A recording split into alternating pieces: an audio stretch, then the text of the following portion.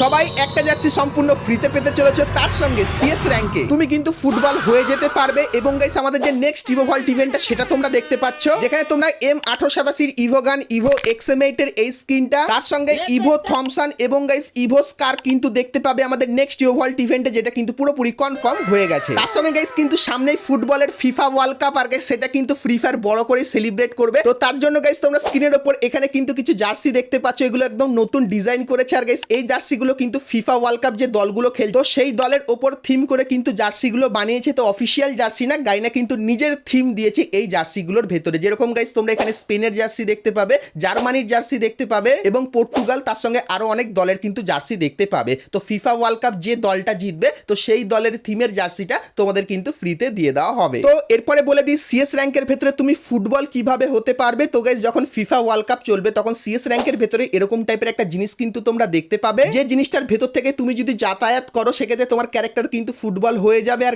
সেই ফুটবলটা তুমি যদি কোনো এনিমির গায়ে চাপিয়ে দাও সেক্ষেত্রে এনিমি কিন্তু ভালো পরিমাণেই ড্যামেজ খাবে। তো এই কিছু নতুন ইভেন্ট আর আপডেট আমাদের গেমের ভেতরে আসতে চলেছে। তো এরকম ইন্টারেস্টিং আপডেট পেতে গেলে লাইক, শেয়ার, সাবস্ক্রাইব আর ফলো করতে কিন্তু ভুলো না।